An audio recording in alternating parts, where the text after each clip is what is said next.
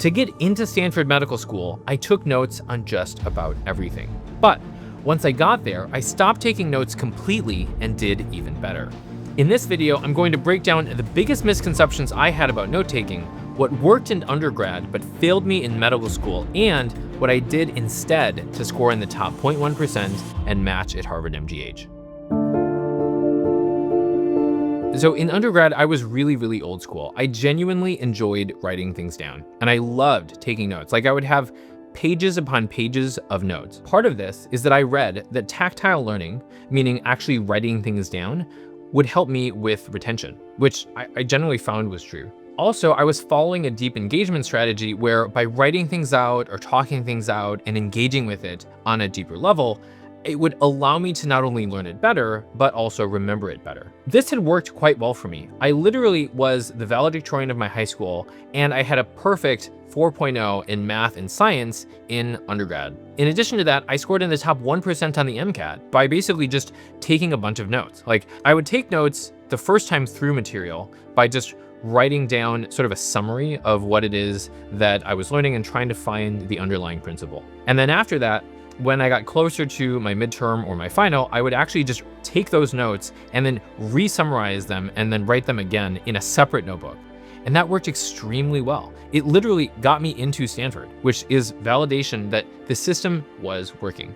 But medical school changed everything for me. It literally was just way too much information. One of the most popular analogies for medical school is that it's like drinking from a fire hose, which I think in general is pretty accurate. My favorite analogy, however, is learning in medical school is like eating a bunch of pancakes every day. Eating one pancake is enjoyable, right? You might really enjoy eating a single pancake. However, if you had to eat, say, 50 pancakes every single day, you'd probably get tired of it. And in addition to that, if you had to eat 50 pancakes every single day for weeks or months or even years on end, and if you didn't eat one of the pancakes, you would be responsible for eating it again in the future at some point, you'd probably feel a little overwhelmed. So what I ran into was a problem of scale. What got me to Stanford wasn't going to be the thing that got me to the next level. In other words, I realized that doing more of the same just wouldn't work for me. And so this is what began my journey to figure out how to deal with such a large amount of information where I could not only learn it efficiently, but also be able to retain it efficiently. At the time, when I was studying for the MCAT, it felt like so much information. But I think when I got to medical school, I realized, oh, actually, that was nothing in comparison to the volume of information that is required to know at the level of medical school and residency and beyond. This is when I stumbled upon spaced repetition. When I first came upon spaced repetition, or Anki, being the specific program that I used, I was completely enamored with it. Here was something where it promised to basically help me to remember everything that I learned and never, ever forget it. And I remember thinking, oh my God, this is the thing that I'm looking for. This is the thing that can change everything. And I thought, okay, I'm just gonna put everything into my Anki cards and everything is going to go magically. And it turned out that I tried that and it completely bombed. I ended up memorizing a bunch of words from the PowerPoint slides and I could regurgitate the information, but A, I got really overwhelmed with the total amount of information. And B, I found that while I could recall the words, I was really struggling with actually using it, right? One of the major benefits of what I had been doing before, of taking notes and trying to summarize and pull out the key points, and then re-summarizing the notes a second time, one of the major benefits was that I was really good at figuring out what the key ideas were. I could see the connections. I could find the underlying principles that tied things together. Initially, what I was struggling with Anki was that I would just memorize everything as if it was just this fact, just this thing that I had to remember. Eventually, I realized that there were three core challenges that I had to overcome. The first was I had to limit the daily information that I was going to take in. In other words, I had to figure out how to limit myself to the smaller amount of information that would be most important, as opposed to trying to focus on every single fact equally. The second thing is I had to learn how to encode that information without using notes by putting it directly into Anki cards. The third thing is that I had to figure out how to balance staying on top of new information as well as staying on top of the old information, meaning learning new things while also making sure that I wasn't forgetting the old ones. What I came up with was a system that I'll explain next of making sure that everything that I learned it well, I identified that it was important, and I made sure that I never had to go back and relearn old information. It took a long time for me to figure it out. There was a lot of mistakes that I made along the way, but ultimately what happened was that everything that I learned, basically starting in my first year of medical school at Stanford, all the way through the end of my residency at Harvard MGH, which is ultimately where I matched, I was able to retain. And so I used this to score on the top 0.1% on the USMLE Step 1. I honored in all of my third-year shelf exams at Stanford, and in addition to that, I basically didn't have to study for many of the major exams I took after that. I scored in the top 10% of the board exams for anesthesiology for most of the years, even though I only really studied my first year of anesthesiology residency. These days, I will only review about 20 to 30 minutes per day to remember all of the information that I put into my cards since my first year at Stanford in 2009. So how is it that I was able to basically go from being the note-taking king to taking 0 notes and spending a tiny fraction of the amount of time that it used to take me to review the information, and I can remember literally 100 times more? How did I do that? The first thing is that I focused on principles over details. So one of the biggest mistakes I made is that I thought that spaced repetition was a magic bullet. It's not. Remember, spaced repetition fixes one very, very specific problem. The problem that it solves is that it helps you to remember things much more efficiently. Because again, it's a lot easier to never forget something than it is for you to have to forget it and then constantly go back and relearn it. So what I learned was that I had to combine spaced repetition with the principle-based learning that I had learned previously. Now, granted, this is not a very common or popular view. At the time of recording this, one of the most popular decks for one of the biggest exams for medical school in the United States, the USMLE Step 1, has somewhere between, I think, 30 or 40,000 flashcards in it. Now, to contrast that, I have made maybe about 20,000 total flashcards, and this is for information from my first year in 2009 all the way through my board exams in medical school and my board exams in anesthesiology and important, things that I've learned on the way about cooking or economics or Bible verses or Korean learning or Spanish learning, like literally everything important that I have learned that I want to remember, I have put into cards. And despite that, I've only made about 20,000 cards. In other words, the way that I've been much, much more efficient with how it is that I learn this information is because I'm focusing on principles. So I'll give you a really simple example. Let's say that you needed to learn a lot of vocabulary words. And let's say that you got to the end section and you saw neoliberalism and neoconservative and neo this and neo that. If you wanted to, you could make a separate flashcard for every single one of those words. And that's basically the approach that most people take, is they think, okay, well, because I can remember anything, I should just put it into a flashcard. I'm gonna save time. This is what I thought too. I'm gonna save time by not spending time really learning it because I can remember it, right? I just need to memorize it.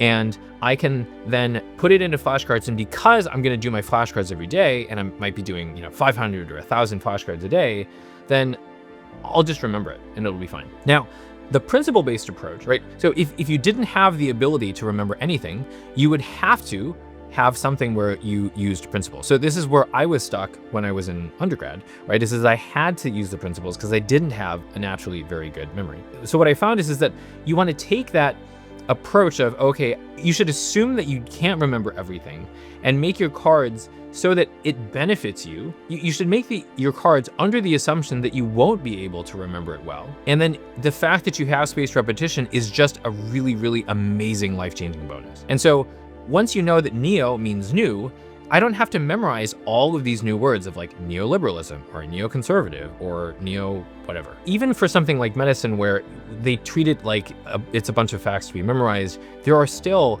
a small number of principles that you can use that can help you to recall and use that information in a much, much more efficient way. And doing so will cut down dramatically the number of cards that you have to make and do. Principle number 2 is you want to recognize what problem you're solving. The challenge that I ran into when I first got to medical school is that what got me there wasn't going to get me to the next level, right? I didn't get to Harvard MGH because I continued to just do more of what it is that got me into Stanford. I got there because I realized that the problem that I needed to solve was actually a different problem than the problem that I was solving in undergrad. Like, for example, the MCAT.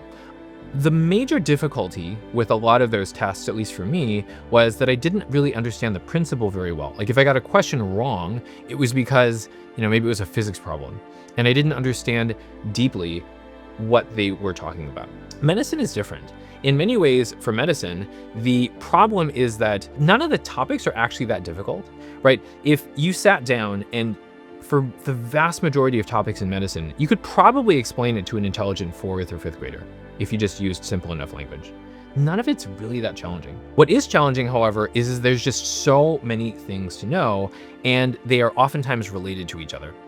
And so it's a scale trap. What I needed to learn was that clinging to the things that worked for the problems that I had to solve in undergrad, where a lot of it was principles, a lot of it was skills, wasn't going to help me with a different exam where the biggest problem was actually an issue of volume. The third principle that made a dramatic difference and allowed me to not take any notes was prevention versus remediation. In other words, it's a lot easier to never forget something than to have to relearn everything. In general, I don't think it's a stretch to say that I can remember more than 100 times more than I could in undergrad. The reason for that is that in undergrad, I was constantly having to learn and relearn material, which was very, very time efficient, as opposed to just never forgetting what it is that I learned and taking advantage of the spaced repetition algorithm. Now, in college and in high school, forgetting things was okay because the amount of material was limited. For example, introductory physics is largely just one law of thermodynamics, right? It's the first law, which is that energy can't be created or destroyed. And so when you realize that most of the information that you're learning is based off of really just one principle, then all you have to do is learn that principle extremely well. And obviously you have to practice applying it in different contexts, but for the most part, it's really just variations of the same theme. While medicine does have a lot of principles, there are just a lot of things that you do just have to know. As a consequence, because of the problem of scale, there's a huge opportunity for improving your retention. There's a really interesting equation that I learned, which tells you what's the theoretical maximum of how much you could actually learn or sort of retain or know about something. So the equation is how many new things do you learn per day divided by the percentage of the things that you forget every single day. So in other words, if I were to learn 10 new things every day and I forgot 10% of everything that I learned, the maximum number of things that I would know at any given time would be 10 divided by 0.1, or 10 divided by 10%, which is 100. What that equation tells you is basically what is the maximum number of things that you could know at any given time. And obviously there's a lot of assumptions that you have to make. It's not going to be perfect. There's going to be some variation between the kinds of things that you'd forget, and some things are going to be maybe more than 10%, and some things are going to be less. But for the most part, right, the principle, I think, makes sense, right? There is going to be some percentage of the things that you've learned that you're going to forget at any given time. And so using this equation can tell you very easily how important it is to remember things. So if you do the math, let's say that I learned 10 new things per day. I could 10x the amount of things that I could recall if I just 10x'd my retention. In other words, if I learned 10 things every day, and instead of forgetting 10% of it, I could forget only 1% of it, right? I would literally remember 10 times more things. It would be 10 divided by 0.01, which is going to be 1,000. And then what if I could improve my retention to now, instead of being 1% of the things that I forget, it was 0.1% of the things that I could forget. Now I've literally 100 times the amount of things that I could retain. So I actually calculated out the number of all the flashcards that I made, what percentage I was forgetting every single day. And it turns out that my percentage is a little less than 0.1%. It was about 0.06%. Since I, at the time when I calculated this, had made about 18,307 cards. And I was, if you look at my stats, I was actually forgetting about 10 cards per day. And so I was, again, only forgetting less than 0.1%. And so the theoretical retention, if I'm learning even just 10 things a day, is immense. The final takeaway is that you have to balance breadth and depth. This is one of the things that I got really, really wrong when I started. I coach med students and residents, and sometimes attendings even, to help them to improve their approach to learning and taking tests, and also retention. And so two of the most common mistakes that we see with spaced repetition is that one, they make way too many new cards.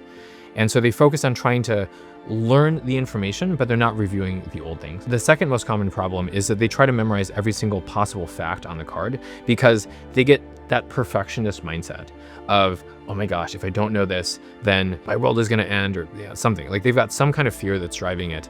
And they typically are going to try to memorize every single detail on every single card. And so their cards take probably 5 to 10 times as long as they should. And they're focused more on the memorization as opposed to the actual application of facts. And so the thing to remember is that there's diminishing returns with trying to remember everything. Just like, in terms of the first problem, you wanna make sure that you're balancing how much you're learning new things with the retention. Because just like with the equation that we were talking about before, you need to remember that the amount of new things that you learn per day divided by your retention is the total amount of things that you will end up knowing at any given time. And so if you emphasize too much that top number, the how much you learn per day, but you neglect the bottom number, then it'll feel like you're making progress. Like it feels good to like check off those boxes every single time. It'll cause you to actually know a lot less. The next part of this is our Q&A section, where we take common questions from students that we've coached, as well as people in our programs, and also from comments on YouTube. So the first question is, how do you actually study without taking notes? What does a typical study session look like? To be honest, in many ways, my cards just became my notes.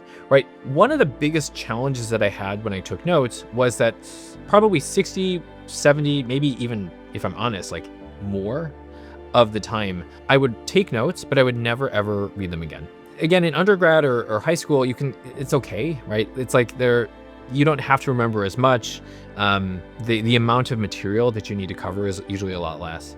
And so even though I was pretty inefficient in retrospect, it didn't matter because I was able to compensate by just working harder. What I actually do now, and what I did in medical school and throughout residency, whatever it is that I would have taken notes on, right? Whatever connection I would have made, whatever principle I would have applied, I would just directly make it into a flashcard. So for example, we were talking about neoliberalism before. I would probably make a card that said something like neoliberalism hyphen, use the etymology to explain what this word means. And so then on the back of the card, I would say something like, I would have the etymology for neo, I would have the etymology for liberalism, or I would have the etymology for liberal, and then I would give the actual definition itself. What I would be doing is what I'm doing with that is not only am I remembering the specific thing that I need to remember, so let's say I need to know what neoliberal means, but in addition to that, I'm trying to identify what the principle is, what the concept is.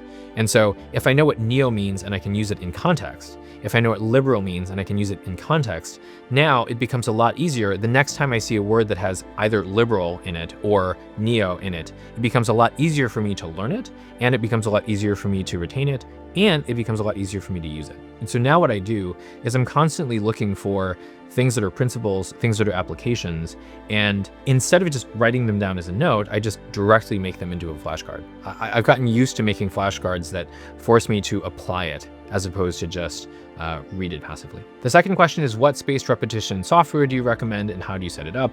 So personally, I really like Anki. Anki is free on the desktop. I don't get any sort of royalties or anything for saying this, although I have been approached by other companies to basically pitch their spaced repetition platforms. I haven't had a chance to really look at them, so maybe at some point in time in the future. But for now, I really, really like Anki. It's free on desktop. There is an iOS app that costs, I can't remember, $20 or $30 or something like that. But it's super stable. It's very reliable. There is a bit of a learning curve. And so I would recommend that you like and subscribe this video, as well as make sure that you hit the notification bell, because we do come out periodically with videos. The third question is, how do you handle subjects that seem like pure memorization, like anatomy or pharmacology? Now, it is fair. There are some things that you do just have to memorize. What I will tell you though, is that there's a lot less that you have to memorize than maybe meets the eye. And so in medical school, I think that there's a very strong tendency to think, okay, well, I just have to know this, so I'm just gonna cram it. I'm just gonna memorize it, and that's, it's faster. this is how they're teaching it to me, so this is what I'm gonna do. It is true. There are some things that to this day, I still have to just memorize. I cannot come up with a way of being able to make sense of it or have some kind of principle explain it or something like that. That said, I'd still say that the vast majority of topics, you can still make sense of it in some way. So for example, in anatomy, like let's say the rotator cuff, right? There are 4 different muscles in the rotator cuff. Supraspinatus is one of them. For the longest time, I just memorized that supraspinatus, in addition to stabilizing the shoulder, also allowed you to abduct, meaning like you can move your arm sort of away from your body like this. However, when I actually considered the attachment point, I realized, oh no, actually, because it's basically starting here, like at the top of my shoulder, and then it attaches basically to the top of my humerus, or sort of the lateral part of my humerus. If I were to shorten this distance, it would make total sense that my arm would move in this direction. So in other words, I did have to memorize some things. I literally did have to memorize that there was an attachment point, at the top of the scapula and to the lateral part of the humeral head. But once I knew that, it made complete sense what the function was. On the flip side, I could have also turned it around and said, okay, well, I know that there is abduction, right? That this allows for abduction. Based on that, then it would make total sense that the attachment points would be where they are. Even for something like anatomy, where initially I thought, oh, this is just a bunch of things that I have to memorize. I got to know the attachment points and I have to know, what the action is. You can actually make sense of it. And so the easiest thing that you can do if you want to make sense of things is just keep asking why. And I was oftentimes that kind of annoying kid, right, in medical school, where I would just go up to the TAs or I'd go up even to the professors after class and I would say, can you explain, like, why does that make sense? Like, I'm trying to, I know I could just memorize it, but like, can you explain why? And oftentimes they would explain it and it would be, this great light bulb moment. Sometimes they would say, this is just something you have to know. I don't really know why. But when you keep asking, when you keep trying, and expect that, yeah, there are going to be some roadblocks, you will find that there is a ton of things that you can actually explain. And that, especially if you're studying for the USMLEs or you want to do well on rounds or things of that nature, knowing why is a major advantage. Because that's oftentimes what they're going to test you on if they're pimping you on rounds, as well as when you are, studying for these exams. The next question is, what about clinical rotations and shelf exams? Does this system still work? The great news is that this works extremely well for rotations and shelf exams. On rotations and shelf exams, you are going to have a lot less time to study, right? In your first 2 years of medical school, or sometimes now it's just the first year of medical school, you have a lot of class time, which also means that you have a lot of sort of flex time to decide how it is that you're going to study, when you're going to study, how long you're going to study. On rotations, you basically have much less flex time. They're going to tell you where to be, when to be there, how long to be there. And so you have very few choices of how much you're able to study and when you're going to be able to study. As a consequence, it becomes super important that you are even more efficient with what it is that you know, because it's not like the amount of things that you need to know has suddenly gone down. You probably need to know just as much, if not more, than you needed in your first 2 years of medical school. However, you're going to have less time to do it in. It becomes even more important that what it is that you're learning, you don't forget. And what it is that you learn, you hold on and that you're able to use it and be more efficient with your learning. The next question is a great one. It's, how long did it take you to see results after switching from note-taking? Oh man, that's a really good one. I'll be honest, it was kind of in stages. So what I found was that my first block exam that I took after switching to using spaced repetition, I did better on the actual test itself, or I did maybe about the same on the actual test itself, but subjectively, it actually didn't feel very good. So it took me maybe like 3 or 4 weeks to sort of get used to making Anki cards. Now, in fairness, when we coach people, because I've made all of these mistakes, it goes a lot faster. So if you're watching this and you are in one of our coaching programs, know that typically people can get there in about a week. But for me, it took probably like 4 weeks to get comfortable with sort of the style of Anki and things of that nature. Once I had done that, I realized that I was memorizing a bunch of facts and I needed to sort of switch things around because it didn't feel great. Like, you can do okay on medical school exams. I actually did quite well on medical school exams initially by just memorizing things. I actually remember my first midterm for cardiology, I had the highest grade in my entire Stanford class. However, it was really disheartening for me because I had done it by just kind of memorizing a lot of stuff.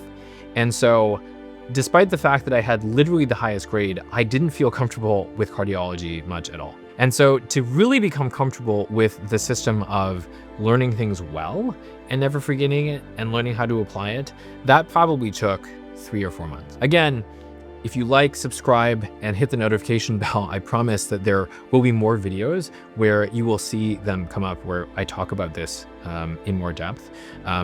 So it should not take you as long as it took me, but to be completely honest, it took me probably months to get to the point where I was really hitting my stride. And I persisted because I could see, even just from using Anki initially, just how much I could remember. Even if it wasn't beyond just kind of memorizing things, I could see the potential. And so I was like, okay, I need to figure out how to use this, and I'm gonna do whatever it takes in order to get to that point. So Anki and spaced repetition were a complete game changer for me, and they allowed me to literally take 0 notes for the vast majority of medical school. If you wanna learn more about this, be sure to check out our next video. In it, I'll show you how to use Anki like a pro